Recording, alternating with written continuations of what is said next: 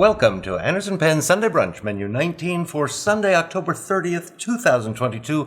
My name is Eric, and across from me, of course, is Brian Anderson himself. Brian, how are you? Fantastic. How are you? Excellent. Haven't seen you in forever. It's been at least a couple hours. It was this morning, wasn't it? Yeah. We took a harrowing bicycle ride in freezing weather.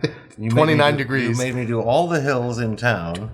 Or did I make you do all the hills in town? I think it was that way. Yes, it was.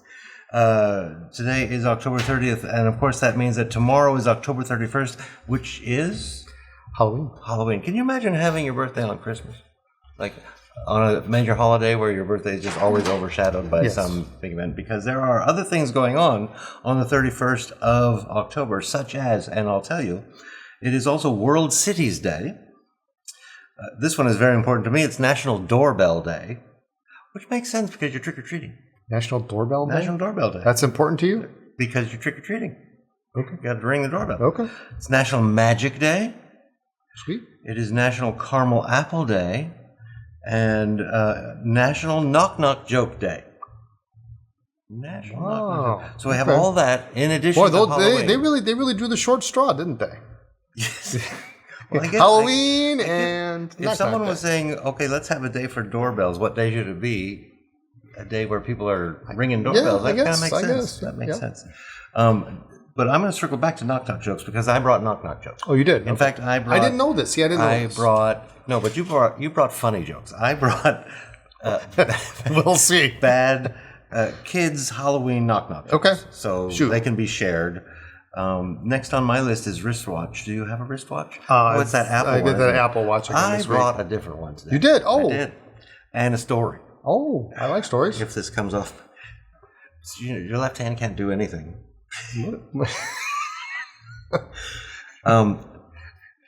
Sometime in the 90s. Okay.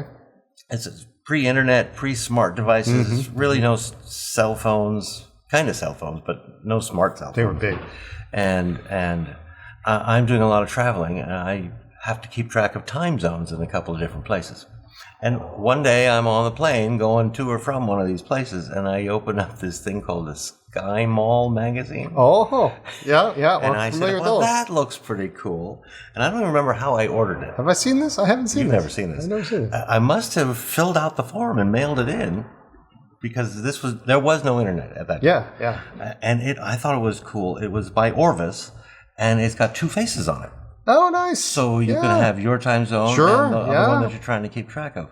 And I've kept it all this time. It is not currently running. I don't know if it needs a battery or if it's wind. The crowns are here and here. Yeah. I get two separate crowns. It was not an expensive watch. This is the moral of this story for anyone who's still living in the 90s is do not order anything from a catalog because your mailbox will be filled to overflowing forever. It took the internet to take over before they stopped sending me catalogs. And it wasn't just Orvis. Because, of course, they sold my name and address. And I was getting 10 a day. It was amazing. But it's just a cheap one. That's cute. But I used it for years. Yeah. For years. Very helpful. Yep, it was very helpful. So there's one of my watches. Show and tell. Did you bring a pen? I did bring a pen. Can we see it? We can, yes. So this one, I haven't actually acquired this one yet, but I'm in negotiations for this. Negotiations for a vintage pen. I'm going to do. Looks like a Waterman. It looks as it's not a Waterman. Okay. This is. In fact, I had a hard time going to sleep last night, and this is a true story. I'm not making this up. Because of this pen. Because of this pen. Because this must be very exciting. It's very interesting to me. So what this is... Black chased hard rubber that has been oxidized. Yes. And kind of smooth now. You can even see it here. You can still make out the chasing, and you can still make out the imprints. So far, nothing is interesting. Nothing is interesting. No, okay. I'm waiting. Well, I mean, at first glance, we see this little knurled end here. Yes, that's interesting. That's very interesting. Okay, there is something interesting. Okay, so that's interesting. Okay, so this pen is made by Parker. It is a model 20 and a half. And so unlike Waterman, who used the half designation to identify a pen as slender, not full girth, Parker used the half designation to identify the pen as being chased. Okay. So if this were not a chased hard rubber pen, this would be a 20, not a 20 and a half. So it is stamped at the bottom end of the barrel. But here's the most interesting part of this, and let's see if you get it. I will have a pregnant pause to give you sufficient time. Not just me, the entire audience. Yes. Pregnant pause. Just what's interesting about this? You may have just missed it. What is interesting about this pen? We may have just... Oh, it's a slip cap. It's a slip cap. Here's what's interesting. It's a slip cap, but it was made as a button filler. There's no button there. The button was gone. What year is this from? So the imprints on the barrel point to post-1912, which I believe was a new patent for the Lucky Curve feed, and which of course it still has. For a thinner Lucky Curve feed was I believe the 1912 patent. But normally you find these button fillers during this time period are jackknife safeties, which means the cap threads on, not a cone cap slip on like this. So this to me is unusual. It's very interesting. And currently unusable. Yeah, it's currently unusable because I haven't, well, it's like I say, I'm negotiating its release, but it had a sack, and so it would need a button and a pressure bar, and then it could be usable. And those things are available? I have parts. Oh, so you can make this. Yes. A So this is probably in that 1912 to 1916, I think, time range. So over 100 years. The nib needs a little work. It's a little bent, but I think it can be straightened, and it's going to be a little bit soft for that area of Parker. Very nice. But very unusual pen. Now, I have never used it, but there's some sort of an ointment, cream, something you can put on oxidized black hard rubber. Yeah, brings it back to life. There's supposedly. a couple. Yeah, the one that I want to try, I haven't been able to get, but my opinion sort of is that you want to leave it. I'm just going to leave it. Because there's a lot of debate over, people want their pens black, but then is it, can you tell? Is it too black? Is it, is it gonna? Are people going to be deceived that this is a mint pen? But I don't mind a little oxidation like this. It's a little bit lighter down there, probably somebody's fingerprint. So you're not going to even try to? I wouldn't even bother to do that. But that's nice. a new addition to the Parker. Well, I hope that the negotiations go well. They will. And since you have a pen that needs some repair, I brought a pen that needs some assistance. Okay. I don't believe I've brought this pen here before. This is a Montblanc Martelé. Martelé. Okay. Which means hammered. Okay. And it was up all night drinking, so it's hammered well. This is a very shiny silver pen that I put into a leather pen case, and it didn't agree with the leather. Not this one? Not this one. Not this one? Okay. It got this patina all over it. I think if you take the cap off, this is the shiny that it should be. Sure. And this part of the, that's how I want the pen. But I haven't just taken a cloth to it, because it's got all of these different elevations. Got all these little dimples in it. Now you might, you might want some of that patina in the lower spots. Might look really, really super cool. But you could easily. Is this inked up? It is. Well, I was going to ask you, what do you think is the best way to try and get this? It should not be inked. It's dirty. You have a dirty Montblanc. No. You could do two things with this. You could use a clean carrots cloth, like the one that we have, which is a nice thick cloth. And you think it will reach into the dip? I think so. I think if you rub your finger along with it, I think it will do a pretty good job. The other thing you could do is you could use something like a microgloss. I would go with microgloss 1. Which is the finer. Which is the finest, liquid polish that we have. And you could either put that on the cloth, on a soft cotton cloth, or you could even put it on the pen. But sometimes if there's little crevices, I don't like to. I prefer to put it and rub it into the cloth first, and then that way I don't end up with like a little something in between the piston. Just easier that way. But that will get that nice and clean. Nice and Microgloss. nice. And you say put it on a... I've never used microgloss. You said put it on a cotton towel, an old T-shirt or something. Yeah. Cut an old T-shirt or... But not necessarily a microfiber cloth. No, it does. I actually use one of my grandfather's old handkerchiefs. Oh, okay. Well, I'm going to leave here today with a little bottle of microgloss. I mean, a little patina is nice, but... Well, I remember when I put it in that case, it was all that like shiny. That. Yeah. And that can happen, I think, with some of the leathers. It's depending on how the leather is made, it can cause some tarnishing on silver. And I think that's a pretty well known. Well, yeah, now I know it. Well known story. Not that it looks bad this way. It's kind of cool, but I remember it being very shiny, and that's how I want it to come back. And the beauty of it is patina will come back. So for those people who say, oh, you shouldn't polish it. Well, it's going to come back, absolutely, with time. No, I'm going to keep this one shiny. I understand there are some pens that I like a patina on, but this is not the one that I like. That's not the one. Okay. But I'll bring it back to some future Sunday brunch to show everybody how it turned out. We have a quiz. We have a quiz? We're not doing any jokes today. We did not do jokes. Tell me a joke, man. Tell me a joke. I'll tell you a joke. Why did I do that? I'm ready. I just the other day, and then this is why I'm in the pen industry here. I spent my entire life savings just the other day on pasta. On pasta. It was worth every penny. Oh gosh. Maybe mine aren't so bad. That was the better of the two. That was the better of the two. Remember, I said knock-knock jokes for kids for Halloween. Okay. You can pass these along to whomever you like. Knock-knock. Who's there? Woo. Woo! Yeah, I'm also excited for Halloween. All right. Now we have the game. All right, let's do it again. Yeah. Now, we have tried this in the past. I have lost. I am 0-2. No. Yes, so this third time's a charm.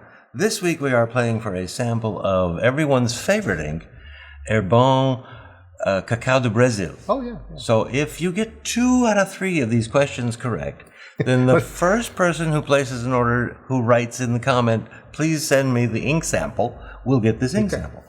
We haven't tested that in the past because he hasn't won in the past. But today's questions are going to be, what is your favorite color?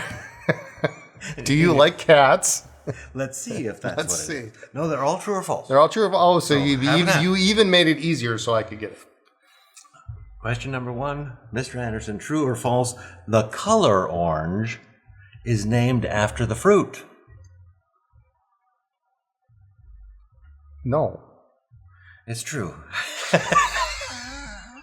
The fruit was a thing that was called orange, and then they named the color after it, according to etymologists.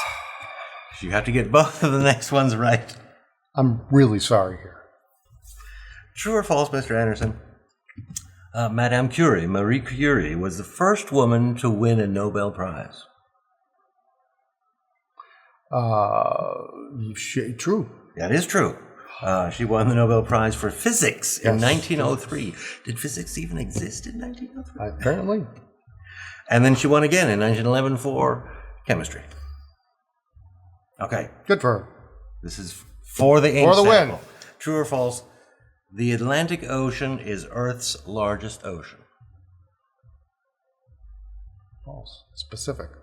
Very good. It's not only was that false, but it is the Pacific, which is almost a little more than twice as large as the Atlantic. I was like, oh, please don't get this one wrong. All right. Cacao de Brazil. Cacao de Brazil, for the first person who orders something and says, please give me the ink sample from Sunday Brunch. We will put that right in the package. Right. And if no one claims it, I'm taking it, because that's everybody's favorite. Well, yeah, that's everybody around here anyway. Next on my list is Brian's past Ohio Pen Show finds. We're talking about Ohio Pen Show because you're about to go. I am. I'm stoked.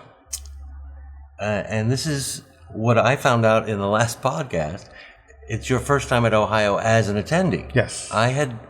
Somehow I figured you had gone as an attendee before Anderson Pens was a thing. No. So, yeah, this is why you're very excited about it, because you've always been kind of behind the table and not. So you're going for 3 days? I'm going to be there for all 4 days All of the 4 show. I'll be showing up on Does Thursday. Lisa know about this? She's kind of privy to it. Kind of privy to it. I have been told, and under no uncertain terms, that the funds that I am going to have with me Are all the funds that are available? they're all, number one, they're all the funds that are available, and two, they are for company purchases only. Oh, really? Okay. So I cannot buy myself anything with those funds. No, but sell me those two for this, and I'll throw in that one. Throw in that one. Okay, so you're going to the Ohio Pen Show next week, but you have been there before. Yes. As a vendor behind the table, and you would get time to walk around. Yeah. Even as a vendor, and you have found things at the Ohio Pen Show. I'm going to say that vintage is a big thing at the Ohio Pen Show. It's a pretty big thing, but don't discount there are plenty of modern. Well, all pens. of those people still go. Most of those people still go, but not all the vintage people go to every show. that's correct. This is the one they go to. This is the hot one for the end of the year. Yep. Yeah. So, what have we got? That's from the Ohio Pen. This was from the Ohio Pen Show. This was a spectacular year. Actually, I didn't think about it until after I got to work, but I bought the year that I bought this. I actually bought a second King of Pen that year. So I bought 2 King of Pens at the show. This one is pretty fantastic. I had seen this pen for over a year and a half on a fellow vendor's table. And I didn't buy it because it was just plain black. Except after I looked at it a little bit closer, I noticed something funny about the threads here. Well, they look like threads to me. They are threads, but they're not black threads, are they? They're kind of they're matte. And they're this is a grayish. shiny black. They're kind of like almost a grayish black. So what that is, when I saw that, I immediately bought the pen. This is the first model King of Pen that Sailor ever made, and they made it in Ebonite with cap bands. This is an Ebonite? This is an Ebonite King of Pen. Wow, yes. that's a very nice find. It was in the box with the original little tag, how much it was in yen. I forget what the price was. But I got this one, and then also at the same show, I probably will never get lucky again, a mint in box 95th anniversary Rialo King of Pen. Wow. So I got those 2 at the same show. An Ebonite King of Pen. Yeah. That's a find. It's a nice, real pretty nice. And I think these, I have to consult the book, but I want to say these came out in 84. So when that first King of Pen came out. So, because lest you think that all I buy there are modern pens. No, in fact, I was surprised that that one was from Ohio. All right, so next up,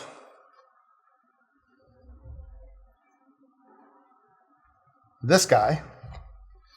Overlay? Beautiful overlay. Lovely filigree. Nice patina on this one, actually. And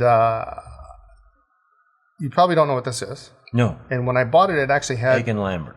It is an Aiken Lambert. That's correct. You are correct.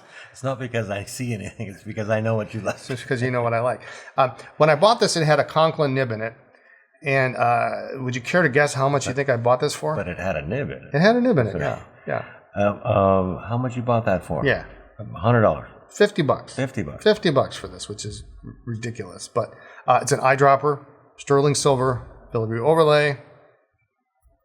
And this is probably Waterman era, but really nice. Now, what nib does it have in it now? This is an Aiken Lambert, correct Aiken Lambert, number 2. That you had laying around the house? Yeah, that I just happen to have. But a slip cap. It looks like it's a little Concordish, that nib. It's a little bit what?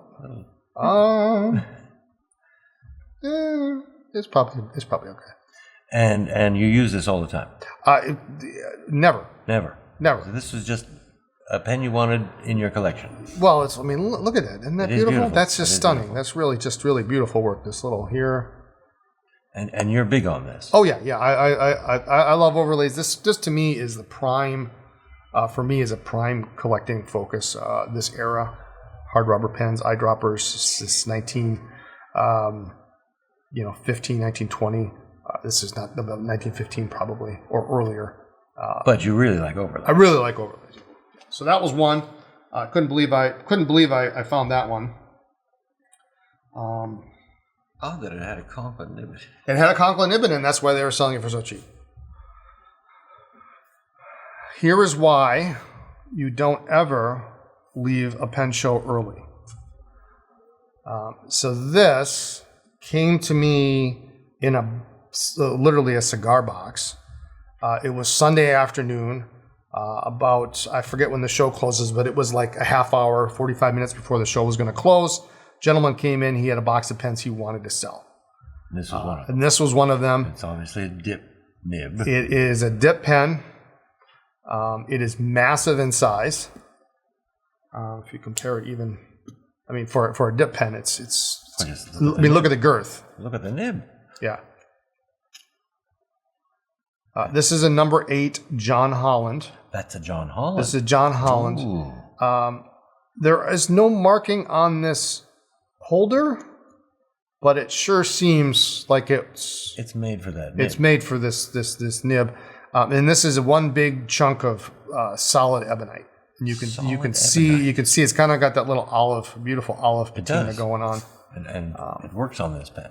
But gentleman came in, and of course John Holland was an Ohio company, and he said, "Well, you interested in any of this?" And I said, "Absolutely." And I bought the box from him, and that was that. And but at that point, there was only a few people left in the room because all the other vendors had packaged up and left early, and so I got to add that to my collection. And I have seen this before because this is the pen you use every year to write your Christmas cards. No, I don't think I've ever actually used this. You've never used it. I should also say, while we're on the topic of John Holland, if you've been in the store, the portrait of John Holland that hangs near the sink, I did also get at the Ohio Pen Show. So, which is one of my favorite pen show memories. That's beautiful. And you've never used it? No. Wow. I could be persuaded to dip it one of these days. There's that. An overlay. This one I bought at auction. I believe this was the very first auction that I went to in Cincinnati or in Ohio. Who did you steal it from? Who did I steal it from? I don't know who the owner was, but at that auction I bought 2 pens. One which I believe I've showed before, and this one, which ironically not a month or two earlier I had received. We found this exact pattern on a full cap and barrel overlay. Really? And so this is hand engraved. Again, Aiken Lambert. I mean, look at that work. It's just beautiful. It's fantastic. There is somebody's initials engraved in here, GMB or something like that. But it's an eyedropper, just like the other one. Not a button filler? Not a button filler. You're going to post it? Yeah. So and lovely. Ohio has, didn't you say there's more than one auction this year? There's always 2 auctions in Ohio. Always 2 auctions. There's always 2 auctions. There's an auction Thursday night, which is the first day of the show, and that's usually what we kind of call the parts auction. It's usually bags of parts or better quality pens that have issues. So maybe a really nice pen, but maybe it's got a crack in the cap, or it's not a pristine, perfect example, which is what you would see on the Saturday night auction. But Saturday night auctions are usually really, really nice pens, and this was a Saturday night auction find. So, and if I remember the way auctions work, is that all the nibs are available for viewing prior to the auction? Yes, yeah, all the pens are available to view. To look at. Yep. And they're usually behind glass, but someone's sitting there if you want to touch it. Yes, you can ask yeah. for it. Yeah. So you get an idea of what you'll be bidding on, and then you have to get a number. Yep. Tell them who you are and get a number, and then you go to the room, and it's just like an auction. It is an auction. Yep. Yeah, it's a lot of fun. The hard part is really inspecting all the pens because, maybe you might not be a vacuumatic collector, but you're sitting there in the auction and there's a vacuumatic that's going up for sale. It's a nice looking pen. You didn't look at it, you didn't inspect it, but the bidding's not going where it should be. So sometimes you just end up raising your number and you don't know what you're bidding on because there literally could be 120 pens in the auction. Yes, they So can it's- go on quite some time. And there are some people who actually do look at every single pen. I couldn't do it. I tried. It's just not. Well, you wouldn't be interested in every single pen, but Well, you if the would- price is right, see, that's the thing. If the price is right, you you're would interested look at in the everything. ones you're interested Yeah. in. All right. Now the next one, I'm not really sure. I'm going to give you an AB here, An AB. an AB, because I don't know if I've told this story before. I don't know if I've shown this pen before. Compliments. Yes, you have. Yes, I have. Yeah. Yes. Okay. So I can't remember which one is which, but I had one of these, and then when I was in Ohio one year at the show, I found the other one. I think it was the modeled hard rubber version here, and which is funny because Manitowoc's not too far from here, Wisconsin, and I found it in Ohio. So what a really cool idea. Right, and remind us what this says on it. So it It's a says seed company, compliments right? of the MG Madsen Seed Company in Manitowoc, Wisconsin. So Right, so we assume they were giving these away the way Chase Bank gives you a pen. when you- yeah. Wouldn't that be cool? Or maybe with a large purchase, Yeah, you've got to pay. yeah. So this That is a one is slip gorgeous, cap, yeah. slip cap, modeled hard rubber. But look at all this dark. I mean, you can't. It's hard to tell. This looks black, but when you see the little bit of light in here, it's a dark modeled hard rubber. Really, really stunning. Nice gold leaf on there. And then this one is interesting because it's actually a screw cap eyedropper. Look at that beautiful, beautiful section there. And of course, 14 karat gold nibs on both of these. So I found one and I had it, and then I saw this other one in Ohio, and I said, I have to have that. I don't care what the price is. Right, and I assume if you see a third, you're going to get it. Hey, too. I'm going to have to. Yeah. Yeah, that is funny. So That is funny. that was one of those things. And I have one more pen to show. Another Ohio find. This is the last Ohio find. Now here's an example of what happens when people know what you collect and what you're looking for. Because they come to you and say, Because well, people what do you come think? to you. Yeah. Oh, this is for Brian. Brian needs to see this. He needs to have this. And that's what happened here. And this came from, Rob Bader, an old friend of ours from Memphis. And he brought this up to the table, handed it to me, and said, here you go. Pay me whatever. And we open it up. Wow. And this is actually predates any kind of gold marking on it. But I am pretty certain this here is solid gold, 14 karat. It is marked. It's Aiken Lambert made, Aiken Lambert nib, Well, yes, this has your name on it. and the pencil, while is not functioning, this is a magic pencil. It actually is kind of broken at the moment. Is also Just stamped beautiful. with the Aiken Lambert logo on it. And you can. This is just a lovely, super lovely pen, dip pen. That you have used. No, Never. never used that. I don't think I've used that. But it's so cool to have a gold taper instead of typically you have the mother of pearl tapers or It feels very delicate. yeah. Very delicate. Yeah, it's probably is hollow, so it doesn't feel like when I looked at it again this morning, I said, what, gold is usually heavy, but this is a dip pen, and so there's not as much, on a regular pen there would be a lot more gold because it's going around a larger circumference, but Yes, you would have to write something very special. with this. yes, and it comes in. This is I'm most certain this is the original box for it too, but really just a lovely. You're going to have so much fun in Ohio. You're going to have. I am not going to buy a pen for myself. Wrong. Oh, you can't even say that. I can't say that. Yeah. Can't say that. You will work out a deal. So I love these, and this has what they call the snail pattern on there, and that's my favorite. One of my favorite overlay patterns is this little snail pattern. The dip pen was in the. That was in here. Yeah. So Don't want anything to happen to this. So those are some of my favorites. Some of my favorite finds. Like I say, we got the. You say this is the original box, you think? I'm pretty certain it is. Yeah. That's very nice. And what Definitely. year did you say? Oh, this I is was not this even is, listening to you.